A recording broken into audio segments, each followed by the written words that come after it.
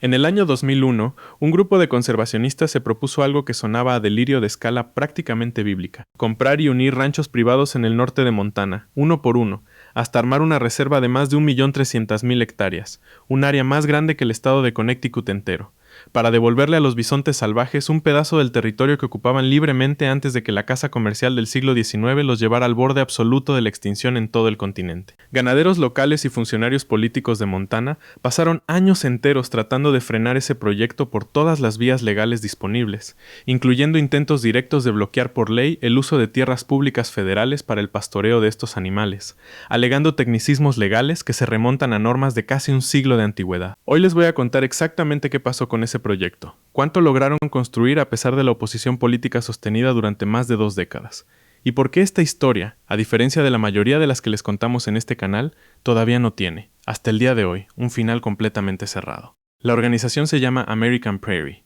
y nació en el año 2001 con un objetivo que combinaba ecología pura con una dosis enorme de nostalgia histórica: recrear el ecosistema de pradera que existía en esa región del norte de Montana antes de la llegada masiva de colonos al oeste norteamericano, uniendo terrenos privados comprados directamente a sus dueños con arrendamientos de tierras públicas administradas por el gobierno federal, y eliminando las cercas interiores entre esas propiedades para que los bisontes pudieran moverse libremente por un territorio continuo, tal como lo hacían sus ancestros silvestres siglos atrás, sin fronteras artificiales dividiendo el paisaje en parcelas individuales. La meta declarada del proyecto es ensamblar, con el tiempo y sin ningún plazo estricto de cumplimiento, una superficie de aproximadamente 1.300.000 hectáreas, cerca de 1,5 veces el tamaño completo del Parque Nacional Yellowstone, conectando esa área con reservas federales ya existentes como el Refugio Nacional de Vida Silvestre Charles M. Russell y el Monumento Nacional Upper Missouri River Breaks, formando así un corredor ecológico continuo de una escala prácticamente sin precedentes en todo el territorio continental de Estados Unidos.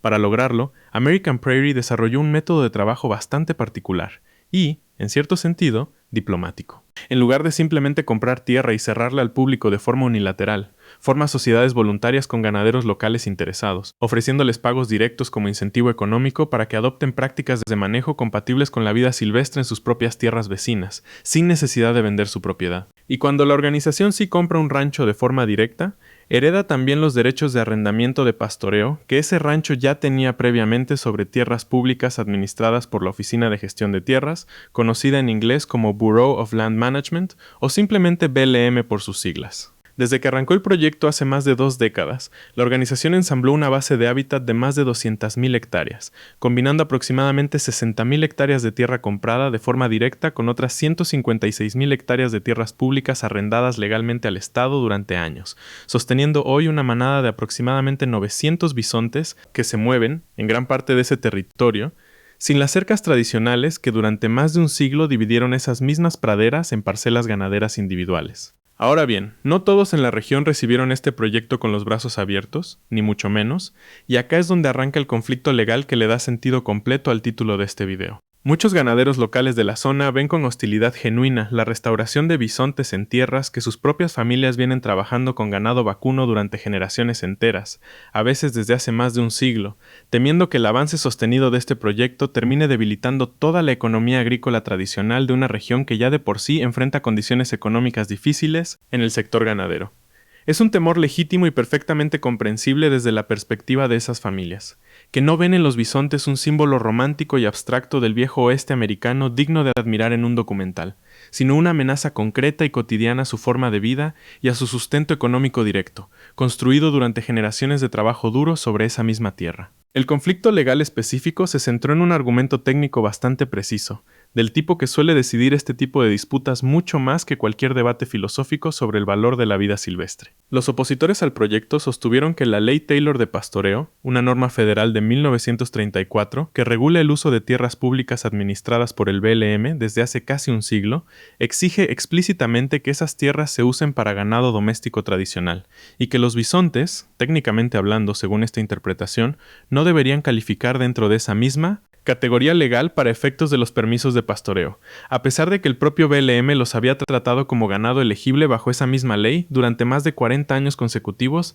sin ningún cuestionamiento serio. En 2022, durante la administración de Joe Biden, el BLM había otorgado formalmente los permisos que autorizaban a American Prairie a hacer pastar a sus bisontes en aproximadamente 25.400 hectáreas de tierras públicas dentro del condado de Phillips, tras completar un proceso de evaluación ambiental detallado y exhaustivo. El estado de Montana, la oficina del propio gobernador y un distrito local de pastoreo cooperativo presentaron apelaciones formales contra esa decisión casi de inmediato, iniciando así el litigio que se extendería durante varios años. La disputa se extendió durante más de 3 años y medio consecutivos, atravesando distintas instancias administrativas y apelaciones sucesivas, hasta que en enero de 2026, el Departamento del Interior de Estados Unidos, ya bajo una nueva administración con prioridades políticas bastante distintas, anunció formalmente la revocación de esos 7 permisos de pastoreo que sostenían legalmente a la manada de bisontes en esas tierras públicas específicas del condado de Phillips. El gobernador de Montana, Greg Gianforte,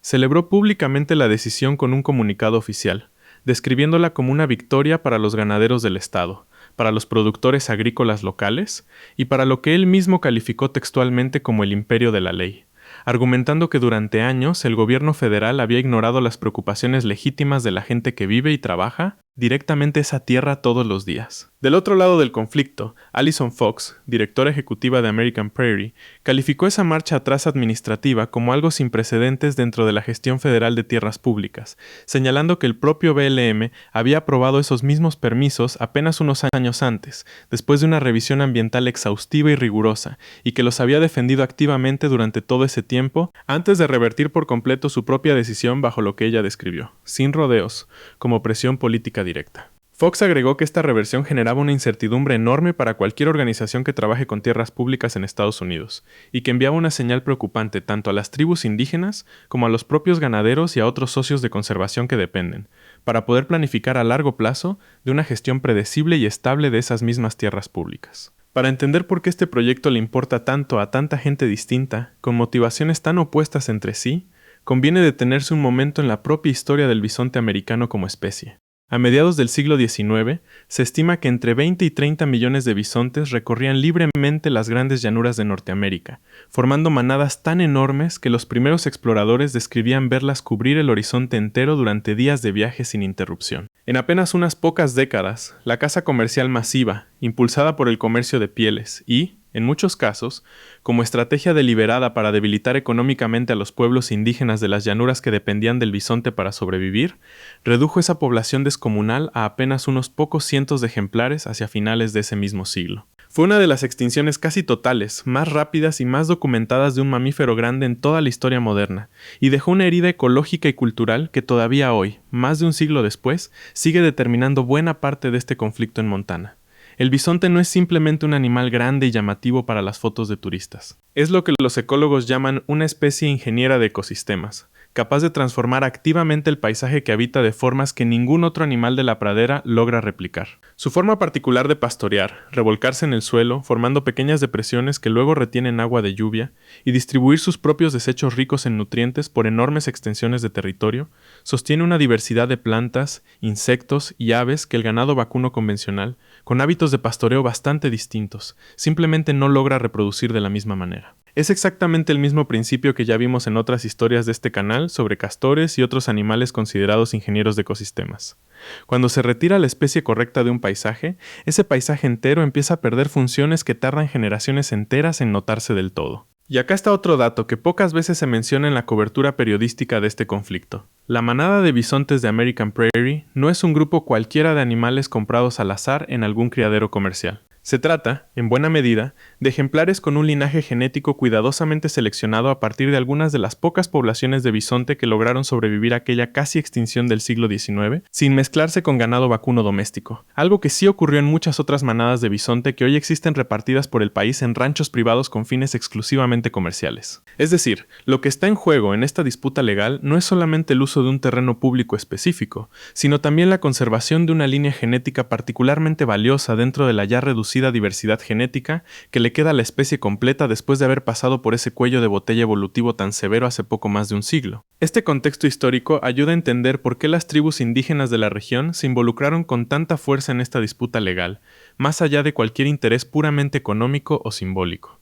Para muchos pueblos originarios de las grandes llanuras, la recuperación del bisonte no es solamente un proyecto de conservación biológica como cualquier otro. Es, en un sentido profundo, la reparación parcial de un daño histórico específico que afectó directamente a sus propios ancestros, y que todavía hoy sigue determinando buena parte de las condiciones económicas y territoriales de sus comunidades actuales. Y esto conecta con un detalle que a mí me pareció particularmente interesante de esta historia, porque rompe con la expectativa simplista de un conflicto de solamente dos bandos claramente enfrentados entre sí. Varias tribus indígenas de la región se sumaron formalmente a la protesta presentada por American Prairie contra la revocación de los permisos, argumentando que este esfuerzo específico contra la presencia de bisontes en tierras públicas también amenazaba sus propios intereses culturales y territoriales, y su vínculo histórico profundo con este animal, que durante siglos enteros fue absolutamente central para la vida material y espiritual de numerosos pueblos originarios de las grandes llanuras norteamericanas, mucho antes de que la caza comercial casi lo hiciera desaparecer por completo del continente durante el siglo XIX.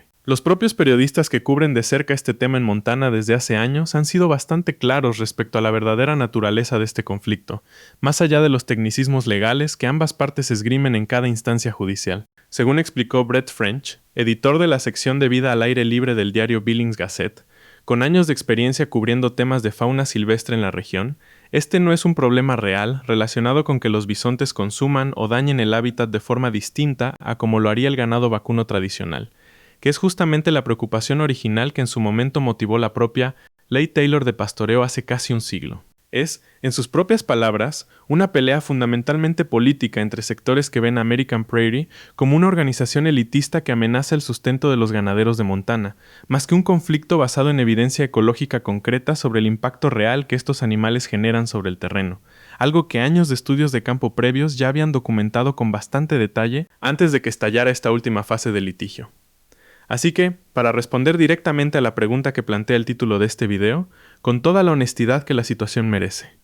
esta historia todavía no tiene, al día de hoy, un final completamente cerrado ni una resolución definitiva. American Prairie logró construir, a lo largo de más de 2 décadas de trabajo sostenido, una de las reservas de conservación privada más grandes de todo Estados Unidos, con más de 200,000 hectáreas de hábitat y una manada de casi 1,000 bisontes moviéndose con relativa libertad por praderas que durante generaciones estuvieron completamente cercadas y divididas. Pero la batalla legal por el uso específico de las tierras públicas federales sigue activa, sin resolverse por completo, y la revocación de los permisos de pastoreo en enero de 2026 representó un revés serio y concreto para una parte importante del territorio que la organización venía usando legalmente desde hacía años. Esta historia, para mí, deja algo importante para reflexionar, precisamente porque no termina con el cierre prolijo y satisfactorio que uno esperaría de un video típico de este canal.